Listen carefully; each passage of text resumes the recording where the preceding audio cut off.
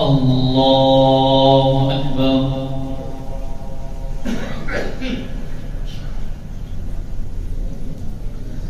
الحمد لله رب العالمين الرحمن الرحيم مالك يوم الدين إياك نعبد وإياك نستعين اهدنا الصراط المستقيم صراط الذين أنعمت عليهم غير المغضوب عليهم ولا الضالين.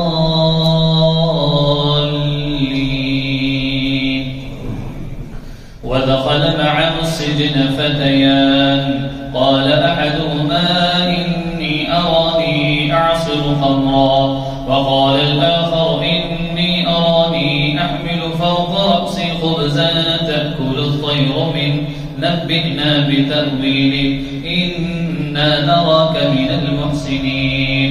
قال لا يأتيكما طعام ترزقانه إلا نبأتكما بتأويله قبل أن يأتيكما ذلكما مما علمني ربي إني تركت ملة قوم لا يؤمنون وهم بالآخرة هم كافرون واتبعت ملة آبائي إبراهيم وإسحاق ويعقوب ما كان لنا أن نشرك بالله من شيء ذلك من فضل الله علينا وعلى الناس ولكن أكثر الناس لا يشكرون. يا صاحبي السجن أأرباب متفرقون خير أم الله الواحد القهار ما تعبدون من دونه إلا أسماء سميتموها أنتم وآباؤكم ما أنزل الله بها من سلطان إن الحكم إلا لله أمر أن لا تعبدوا إلا إياه ذلك الدين القيم ولكن أكثر الناس لا يعلمون. يا صاحبي السجن أما أحدكما فيسقي ربه خمرا وأما الآخر فيصلب فتأكل الطير من رأسه قضي الأمر الذي فيه تستفتيان. وقال للذي ظن أنه ناج منه اذكرني عند ربك فأنساه الشيطان ذكر ربه فلبث في السجن بضع سنين.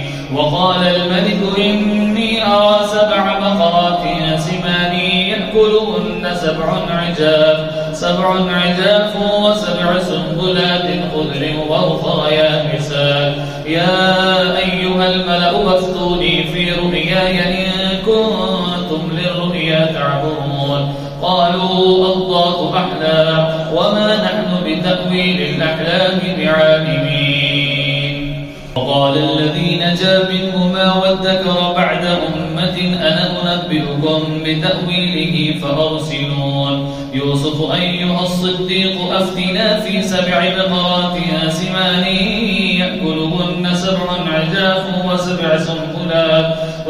سنبلات خضر وأخرى يابسات لعلي أرجع إلى الناس لعلهم يعلمون. قال تزرعون 7 سنين دأبا فما حصدتم فذروه في سنبله إلا قليلا مما تأكلون ثم يأتي من بعد ذلك 7 شداد يأكلن ما قدمتم لهن إلا قليلا مما تحصنون ثم يأتي من بعد ذلك عام وفيه يغاث الناس وفيه يعصرون. وقال الملك ائتوني به فلما جاءه الرسول قال ارجع إلى ربك فاسأله ما بال النسوة اللاتي قطعن أيديهن إن ربي بكيدهن عليم. قال ما خطبكن إذ راوتن يوسف عن نفسه قلنا حاش لله ما علمنا عليه من سوء. قالت امرأة العزيز الآن حصحص الحق أنا راودته عن نفسه وإنه لمن الصادقين. ذلك ليعلم أني لم أخذه بالغيب وأن الله لا يهدي كيد الخائنين.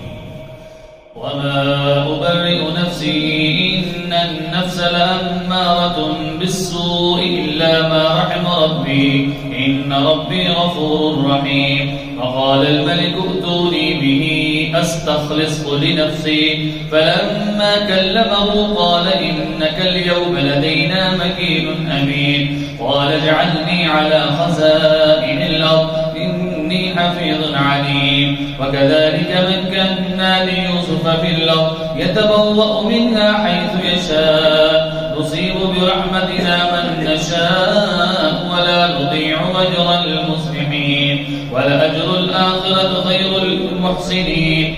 ولأجر الآخرة خير للذين آمنوا وكانوا يتقون. وجاء إخوة يوسف فدخلوا عليه فعرفهم وهم له منكرون. فلما جهزهم بجهازهم قال ائتوني بأخ لكم من أبيكم ألا ترون أني أوفي الكيل وأنا خير المنزلين. فإن لم تأتوني به فلا كيل لكم عندي ولا تقربون. قالوا سنراود عنه وأباه وإنا لفاعلون. وقال لفتيانه اجعلوا بضاعتهم في رحالهم لعلهم يعرفونها إذا انقلبوا إلى أهلهم لعلهم يرجعون. فلما رجعوا إلى أبيهم قالوا يا أبانا منع منا الكيل فأرسل معنا أخانا نكتل وإنا له لحافظون. قال هل آمنكم عليه إلا كما أمنتكم على أخيه من قبل فالله خير حافظا وهو أرحم الراحمين. ولما فتحوا متاعهم وجدوا بضاعتهم ردت إليهم قالوا يا أبانا ما نبغي هذه بضاعتنا ردت إلينا ونمير أهلنا ونحفظ أخانا ونزداد كيل بعير ذلك كيل يسير. قال لن أرسله معكم حتى تؤتون موثقا من الله لتأتونني به إلا أن يحاط بكم. فلما آتوا موثقهم قال الله على ما نقول وكيل. وقال يا بني لا تدخلوا من باب واحد وادخلوا من أبواب متفرقة وما أغني عنكم من الله من شيء إن الحكم إلا لله عليه يتوكل المتوكلون. ولما دخلوا من حيث أمرهم أبوهم ما كان يغني عنهم من الله من شيء إلا حاجة في نفس يعقوب قضاها وإنه لذو علم لما علمناه ولكن أكثر الناس لا يعلمون. ولما دخلوا على يوسف آوى إليه أبويه وقال ادخلوا. ولما دخلوا على يوسف آوى إليه أخاه قال إني أنا أخوك فلا تبتئس بما كانوا يعملون. فلما جهزهم بجهازهم جعل السقاية في رحل أخيه ثم أذن مؤذن أيتها العير إنكم لسارقون. قالوا وأقبلوا عليهم ماذا تفقدون. قالوا نفقد صواع الملك ولما جاء به حمل بعير وأنا به زعيم. قالوا تالله لقد علمتم ما جئنا لنفسد في الأرض وما كنا سارقين. قالوا فما جزاؤه إن كنتم كاذبين. قالوا جزاؤه ما وجد في رحله فهو جزاؤه كذلك نجزي الظالمين. فبدأ بأوعيتهم قبل وعاء أخيه ثم استخرجها من وعاء أخيه كذلك كدنا ليوسف ما كان ليأخذ أخاه في دين الملك إلا أن يشاء الله نرفع درجات من نشاء وفوق كل ذي علم عليم. قالوا إن يسرق فقد سرق أخ له من قبل فأصرها يوسف في نفسه ولم يبدها لهم قال أنتم شر مكانا والله أعلم بما تصفون. قالوا يا أيها العزيز إن له أبا شيخا كبيرا فخذ أحدنا مكانه إنا نراك من المحسنين. قال معاذ الله أن نأخذ إلا من وجدنا متاعنا عنده إنا إذا لظالمون فلما استيئسوا منه خلصوا نجيا قال كبيرهم ألم تعلموا أن أباكم قد أخذ عليكم موثقا من الله ومن قبل ما فرطتم في يوسف فلن أبرح الأرض حتى يأذن لي أبي أو يحكم الله لي وهو خير الحاكمين ارجعوا إلى أبيكم فقولوا يا أبانا إن ابنك سرق وما شهدنا إلا بما علمنا وما كنا للغيب حافظين واسأل القرية التي كنا فيها والعير التي أقبلنا فيها وإنا لصادقون قال بل سولت لكم أنفسكم أمرا فصبر جميل عسى الله أن يأتيني بهم جميعا إنه هو العليم الحكيم وتولى عنهم وقال يا أسفا على يوسف وابيضت عيناه من الحزن فهو كظيم قالوا تالله تفتر تذكر يوسف حتى تكون حرما أو تكون من الهالكين قال إنما أشكو بثي وحزني إلى الله وأعلم من الله ما لا تعلمون يا بني اذهبوا فتحسسوا من يوسف وأخيه ولا تيأسوا من روح الله إنه لا ييأس من روح الله إلا القوم الكافرون فلما دخلوا عليه قالوا يا أيها العزيز مسنا وأهلنا الضر وجئنا ببضاعة مزجاة فأوف لنا الكيل وتصدق علينا قال إن الله يجزي المتصدقين قال هل علمتم ما فعلتم بيوسف وأخيه إذ أنتم جاهلون قالوا أئنك لأنت يوسف قال أنا يوسف وهذا أخي قد من الله علينا إنه من يتق ويصبر فإن الله لا يضيع أجر المحسنين قالوا تالله لقد آثرك الله علينا وإن كنا لخاطئين قال لا تثريب عليكم اليوم يغفر الله لكم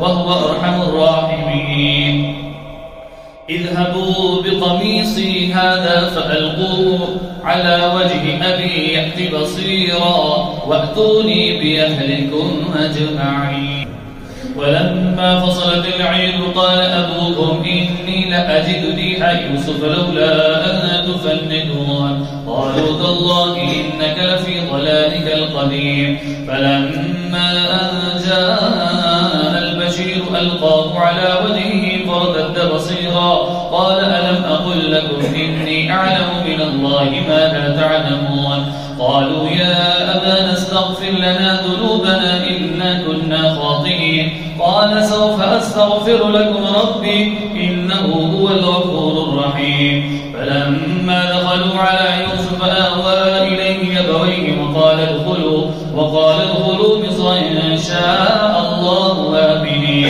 ورفع أبويه على العرش وخروا له سجدا وقال يا أبت هذا تأويل رؤياي من قبل قد جعلها ربي حقا وقد أحسن بي إذ أخرجني من السجن وجاء بكم من البدو من بعد أن نزغ الشيطان بيني وبين إخوتي إن ربي لطيف لما يشاء إنه هو العليم الحكيم رب قد آتيتني من الملك وعلمتني من تأويل الأحاديث فاطر السماوات والأرض أنت ولي في الدنيا والآخرة توفني مسلما وألحقني بالصالحين ذلك من أنباء الغيب نوحيه إليك وما كنت لديهم إذ أجمعوا أمرهم وهم يمكرون وما أكثر الناس ولو حرصت بمؤمنين وما تسألهم عليه من أجر إن هو إلا ذكر للعالمين وكأي من آية في السماوات والأرض يمرون عليها وهم عنها معرضون وما يؤمن أكثرهم بالله إلا وهم مشركون أفأمنوا أن تأتيهم غاشية من عذاب الله أو تأتيهم الساعة بغتة وهم لا يشعرون قل هذه سبيلي أدعو إلى الله على بصيرة أنا ومن اتبعني وسبحان الله وما أنا من المشركين وما أرسلنا من قبلك إلا رجالا نوحي إليهم فاسألوا أهل الذكر إن كنتم لا تعلمون من أهل القرى أفلم يسيروا في الأرض فينظروا كيف كان عاقبة الذين من قبلهم ولدار الآخرة خير للذين اتقوا أفلا تعقلون حتى إذا استيأس الرسل وظنوا أنهم قد كذبوا جاءهم نصرنا فنجي من نشاء ولا يرد بأسنا عن القوم المجرمين لقد كان في قصصهم عبرة لأولي الألباب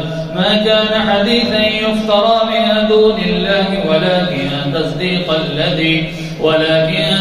الذي بين يديه وتفصيل كل شيء وهدى ورحمة لقوم يؤمنون.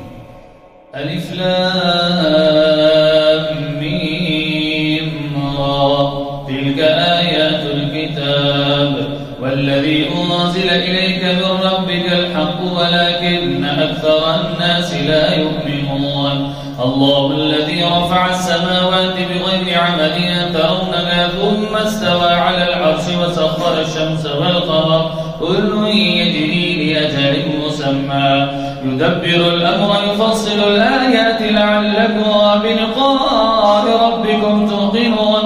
وهو الذي مد الأرض وجعل فيها رواسي وأنهارا ومن كل الثمرات جعل فيها زوجين اثنين يغشي الليل النهار إن في ذلك لآيات لقوم يتفكرون.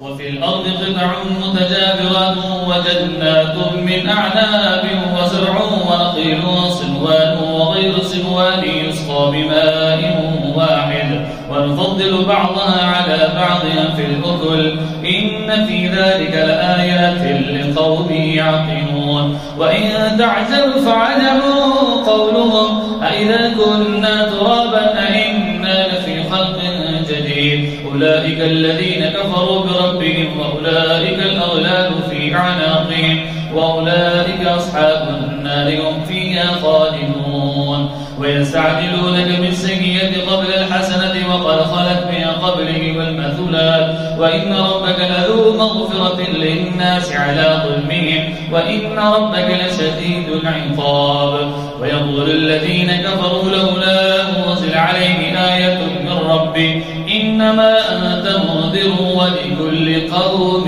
هاد.